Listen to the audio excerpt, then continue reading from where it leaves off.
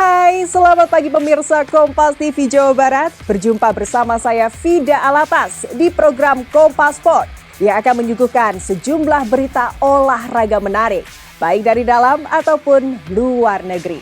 Mari kita simak Kompas Sport edisi minggu ini.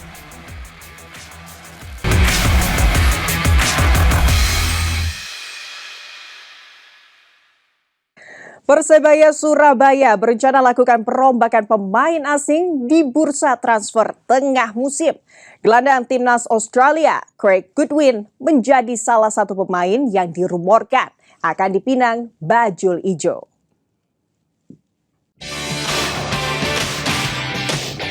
Persebaya Surabaya akan melakukan perombakan pemain pada jendela bursa transfer tengah musim. Sang pelatih baru Bernardo Tavares akan diberikan keleluasaan lebih oleh manajemen untuk merekrut pemain asing sesuai kebutuhannya pada bursa transfer yang mulai dibuka 10 Januari hingga 6 Februari 2026.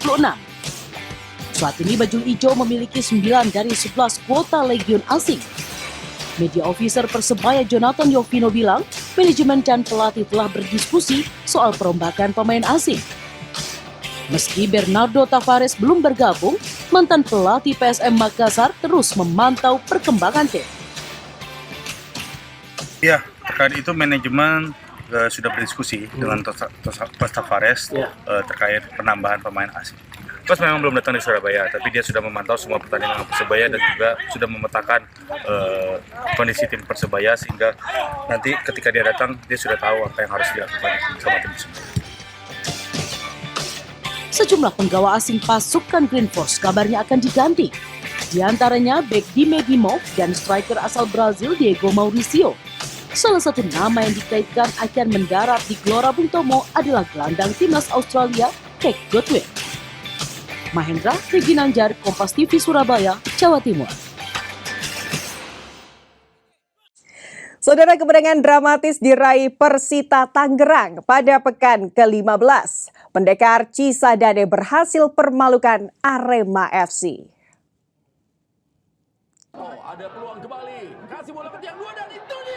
Menjamu Persita Tangerang di Stadion Kanjuruhan, Arema FC sebenarnya mampu membuka gol di menit 23 lewat tandukan Dedik Setiawan. Sayang, euforia publik tuan rumah harus sirna karena terjadi pelanggaran. Skor 0-0 bertahan hingga jeda. Di paruh kedua, Persita Tangerang bangkit menyerang. Hampir saja kebuntuan pecah di menit 63. Sayang, tendangan hoki Caraka masih lemah. Setelah Persita Tangerang harus kehilangan Andrian Rindo yang di kartu merah wasit di menit 69, pendekar Cisadane justru mampu menciptakan gol di masa injuri. Gol tunggal Alexa Andrejic antar Persita rebut kemenangan 1-0 dan kini bertengger di posisi 5 dengan nilai 25 angka.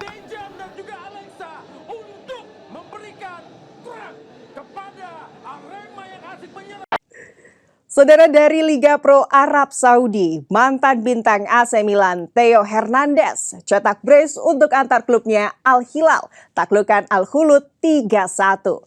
Hasil ini membuat armada The Blues Wave menang dalam 16 laga beruntun di semua ajang.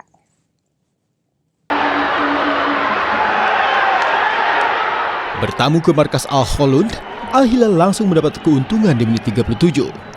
Penggawa tuan rumah Abdul Rahman Al-Dawsari di kartu merah wasit usai melihat lewat VAR. Unggul jumlah pemain, Al Hilal akhirnya sukses membuka gol di menit 45. Mantan pemain Lazio Sergej Milinkovic-Savic membuka gol untuk serdadu The Blue Waves.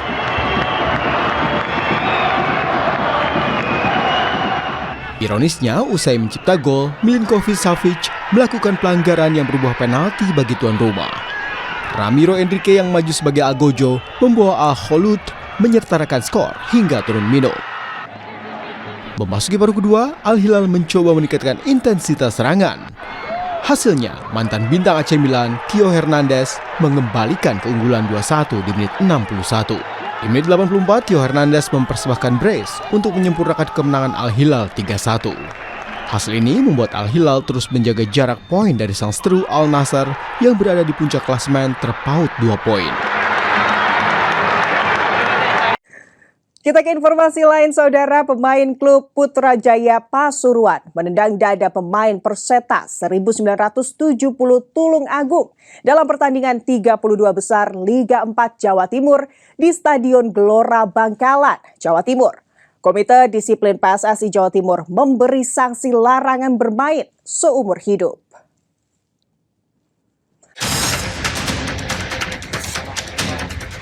Pertandingan 32 besar Liga 4 Jawa Timur di Stadion Gelora Bangkalan, Jawa Timur antara Putrajaya Pasuruan saat melawan Perseta 1970 Tulungagung menjadi sorotan. Lantaran aksi tidak sportif yang dilakukan pemain Putrajaya Pasuruan, Muhammad Hilmi Gimnastiar, yang menendang pemain Perseta 1970 Firman Nugraha saat duel berebut bola. Hilmi melakukan tendangan keras ke arah dada Firman. Wasit yang memimpin pertandingan tanpa ragu mengganjar kartu merah langsung kepada Hilmi. Seusai pertandingan, korban mengeluhkan sakit di dada. Setelah kejadian tendangan kungfu dari pemain lawan, sampai sekarang dada saya masih sakit, nyeri. kedua, apakah pemain bersangkutan sudah meminta maaf secara langsung ke Mas? Sudah, tapi agak tidak ada etikanya.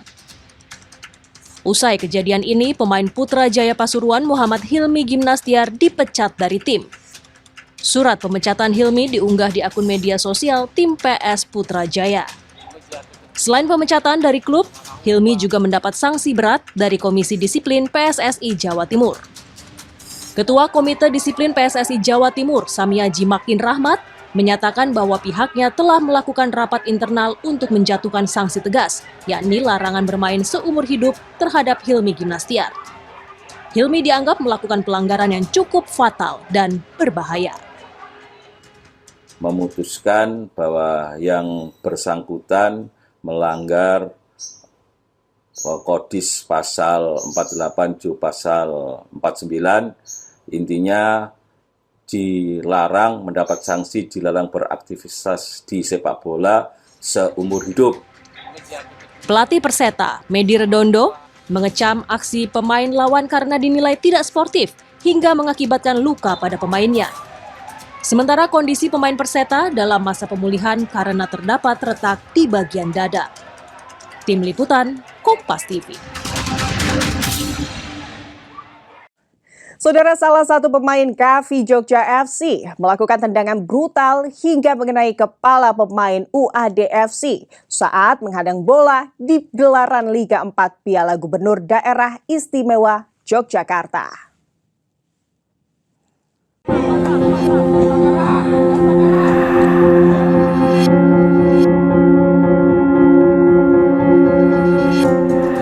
Insiden tendangan kungfu kembali terjadi di gelaran Liga 4. Kali ini, salah satu pemain KV Jogja FC melakukan tendangan kungfu brutal hingga mengenai kepala pemain UAD FC saat pertandingan Liga 4 Piala Gubernur Daerah Istimewa Yogyakarta di lapangan Situmulyo, Piungan, Bantul, Selasa kemarin. Ironisnya, meski pelanggaran keras, wasit justru hanya mengganjar pemain tersebut dengan kartu kuning.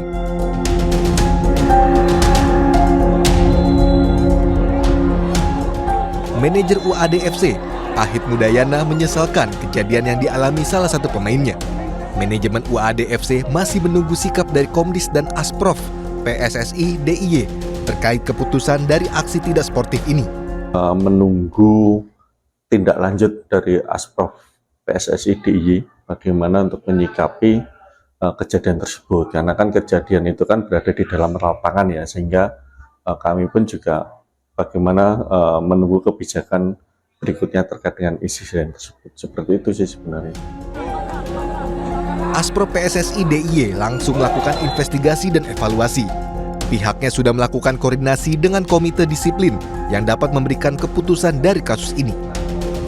Selain itu, pihaknya juga berkoordinasi dengan Komite Wasit terkait pengambilan keputusan dari wasit terhadap aksi tidak sportif ini.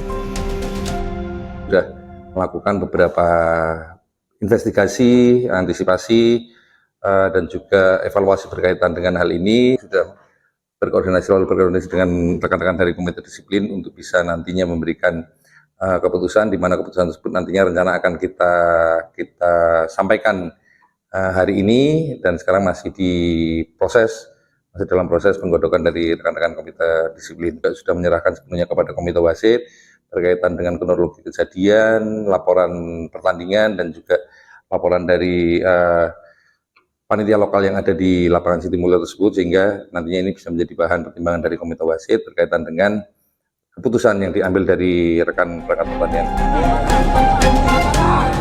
Diharapkan putusan dari Aspro PSSI DIY terkait kasus ini nantinya bisa memberi efek jera bagi pelaku, sehingga para pemain bisa menjunjung tinggi sportivitas dan saling menjaga keselamatan antar pemain. Ahmadi, Kompas TV, Yogyakarta.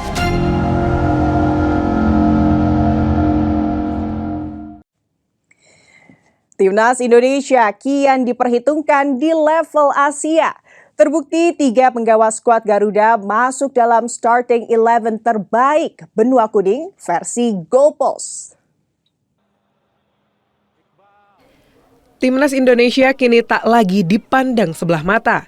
Berkat prestasi melaju ke babak 4 kualifikasi Piala Dunia Zona Asia, skuad Garuda kini mulai diperhitungkan di level Asia. Baru-baru ini, Goalpost merilis daftar starting 11 pemain terbaik Asia. Dari 11 penggawa yang masuk daftar versi Goalpost ini, didominasi sejumlah pemain dari negara kuat benua kuning, yakni Jepang, Korea Selatan, dan kejutannya, 3 pemain Indonesia masuk dalam daftar. Kapten skuad Garuda Jai Izzes, kiper Emil Audero, dan bek kiri Calvin Verdong turut masuk dalam daftar starting 11 pemain terbaik di benua kuning saat ini.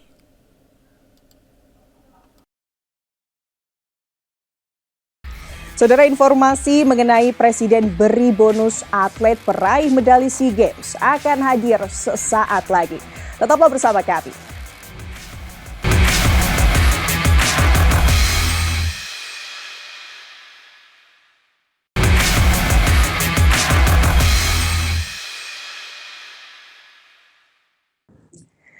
Kembali di Kompas Sport, saudara, Presiden Prabowo Subianto memberikan bonus untuk para peraih medali di SEA Games Thailand. Pemberian bonus dilakukan secara simbolis di Istana Negara. Pemberian bonus ini merupakan apresiasi pemerintah atas prestasi gemilang kontingen Indonesia di SEA Games 2025 Thailand. Pada perhelatan olahraga se-Asia Tenggara, kontingen Indonesia finish sebagai runner-up di klasmen akhir. Untuk peraih medali emas, khususnya atlet perorangan, negara memberikan uang sejumlah 1 miliar rupiah. Sementara peraih perak mendapat bonus sejumlah 315 juta rupiah. Dan peraih perunggu senilai 157 juta rupiah.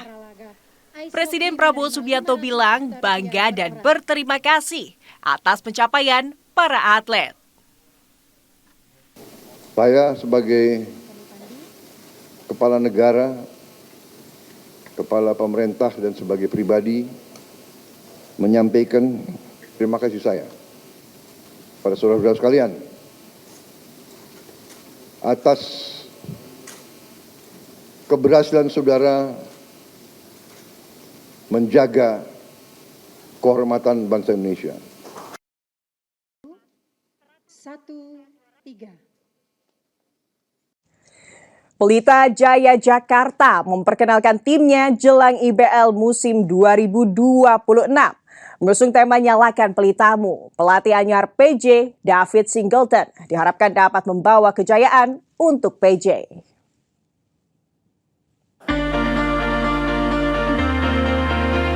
Pelita Jaya Jakarta menyambut IBL 2026 dengan optimistis tinggi. Nyalakan pelitamu menjadi tagline PJ untuk mengejar gelar juara di IBL 2026. Perubahan besar dilakukan. Pemain lokal baru diisi Oka Ananta, Andrew Lanson, Putu Pandey, dan Victory Lobu. Di jajaran pemain asing ada nama Jeffrey David Witty, Emery Archibald, dan Darius Limolton. David Singleton akan menjadi arsitek baru PJ. Perubahan ini dilakukan dengan harapan PJ dapat merengkuh gelar juara. Pada musim lalu, Pelita Jaya finish di posisi runner-up setelah takluk dari Dewa United di final. Tomorrow, it's going to be a process that happens over time. We definitely don't want to be playing our best basketball at the beginning of the season. but we definitely have all the pieces in place. We just have to continue to build the chemistry, which will be a day-to-day process. But the willingness of the boys, the work ethic that they have, and the dedication they have so far to the game has been great. So I'm seeing a lot of good things with this team, and I believe we're going to go very far, and we want to win a championship. Dengan pemain-pemain baru yang ada sekarang, bisa main sama mereka, bisa main sama pemain asing yang baru, dengan sistem baru juga, jadi menurut aku nggak akan ada masalah di season depan untuk kita target kita yang buat juara. PJ juga bekerja sama dengan generasi muda Cirebon Basketball dalam pengembangan kelompok umur. Para pemain muda GMC akan mendapatkan akses ke pelatihan Pelita Jaya, kerjasama tim non-akademis untuk bertanding di kancah regional, nasional, dan internasional. Rini Taniken, Junaidi Saputra, Kompas TV, Jakarta. Roster lengkap tim basket Dewa United Banten fokus bangun chemistry dan perkuat pertahanan jelang laga pembuka IBL. Sang juara bertahan, anak Dewa, optimistis mampu pertahankan gelar.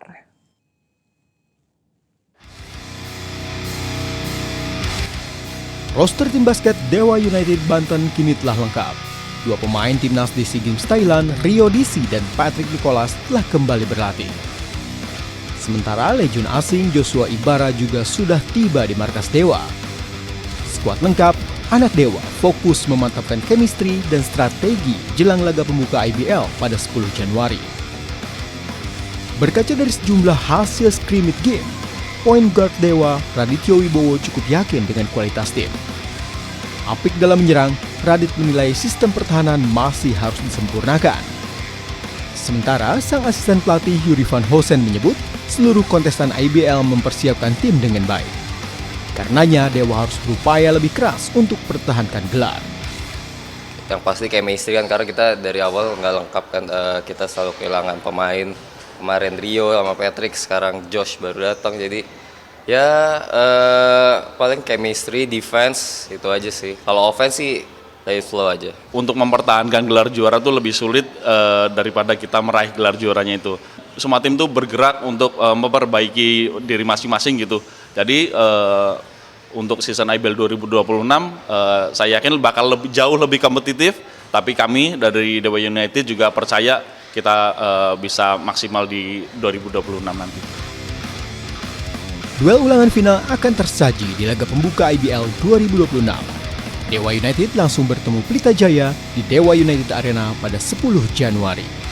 Angga Nurizki, Kompas TV, Tangerang, Banten.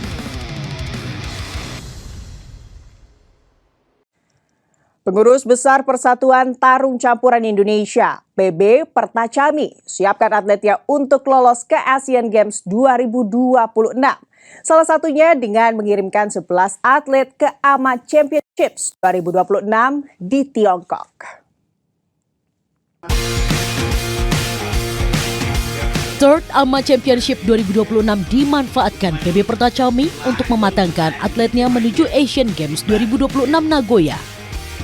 Masuknya MMA ke Asian Games dianggap Ketua Umum PB Pertacami Tommy Paulus Hermawan tak sekedar debut cabang olahraga, melainkan bukti perkembangan olahraga tarung campuran ini semakin kompetitif.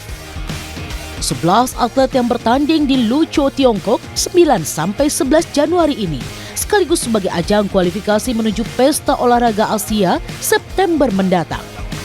Akan ada 5 atlet di kategori tradisional MMA dan 6 atlet di kategori modern MMA. Karena saya percaya kepada atlet kita, upaya mereka dari training camp hari ke hari ya, semua hanya kita yang nanti akan membuktikan di lapangan sendiri. Saya percaya sama pelatih saya percaya dengan diri saya sudah persiapan dalam 1 tahun di training camp sama Pertacami, saya percaya. Tak hanya mengirimkan atletnya, Indonesia juga mengirim salah satu pelatih pelatnas Agung Maulana sebagai wasit di Tiongkok nanti. Tim Liputan Kompas TV.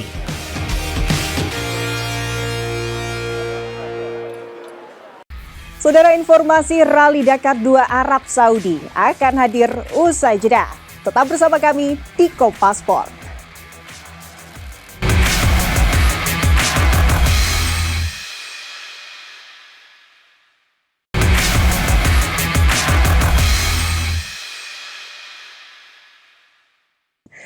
Anda kembali di Kompas Sport, saudara. Dua tunggal putra Indonesia mendapatkan hasil berbeda di Malaysia Open babak 32 besar. Jonathan Christie lolos ke 16 besar, sedangkan Alwi Farhan terhenti langkahnya lebih awal. Kemenangan juga diperoleh Putri Kusuma Wardani yang melangkah ke babak 16 besar. Berikut hasil selengkapnya.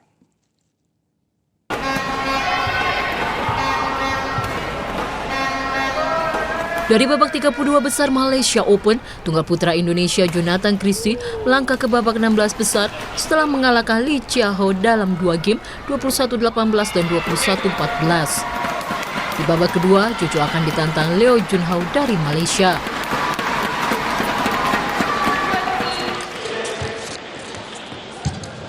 Hasil berbeda diperoleh Alwi Farhan yang harus angkat koper lebih awal di Malaysia Open.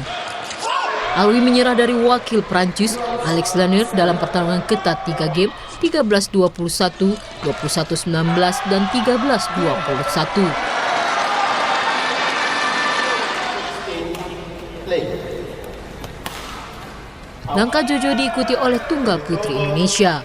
Putri Kusuma Wardani yang menyingkirkan Manami Suizu hanya dalam 2 game 21-8 dan 21-16 dengan durasi 39 menit. Di babak 16 besar, putri akan ditantang Zhang Beiwen.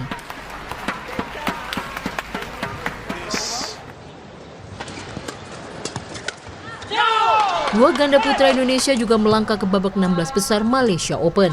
Fajar Alfiah, Muhammad Sohibul Fikri butuh 3 game untuk tundungan Li Fangqi, Li Fangzhen. Fajar Fikri menang 24-26, 21-4, dan 21-8.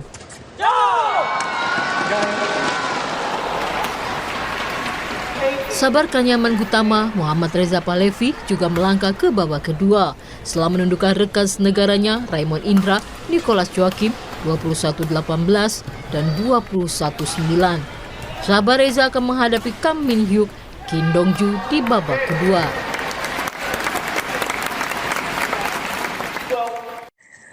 Saudara, sang juara bertahan di kategori motor, Daniel Sanders, kuasai rally neraka setelah berhasil menang di stage kedua di Al Aula, Madinah, Arab Saudi.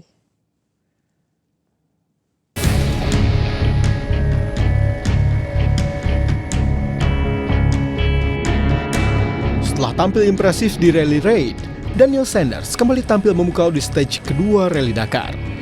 Rally tim Red Bull mampu meraih kemenangan stage ke-10-nya pada kejuaraan berjuluk Rally Neraka di Al Ula, Arab Saudi. Rally asal Australia menjadi rally ke-22 dalam sejarah Rally Dakar yang berhasil meraih double digit kemenangan. Sementara sang rekan satu tim Edgar Cannon harus mengakui keunggulan Sanders dan finish kedua. Setelah meraih kemenangan di stage pertama, perali muda asal Spanyol sempat terjatuh dan terkejar oleh Sanders meski sebelumnya sempat memimpin 100 km di depan. Ketika balapan tinggal tersisa 400 km, di Spaniard kalah 1 menit 35 detik dari sang kompatriot satu tim. Hal ini membuat Daniel Sanders menguasai klasemen keseluruhan rally dengan keunggulan 30 detik. Ricky Berwick melengkapi 3 besar. Hasil ini juga membuat Ricky menempati posisi ketiga klasemen sementara keseluruhan rally, selisih 2 menit 18 detik dari Daniel Sanders.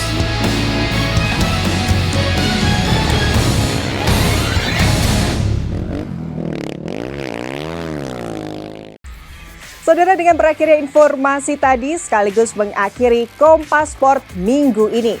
Saya Fida Alatas beserta kru yang bertugas mengucapkan terima kasih. Tetap sehat dan jangan lupa olahraga. Sampai jumpa.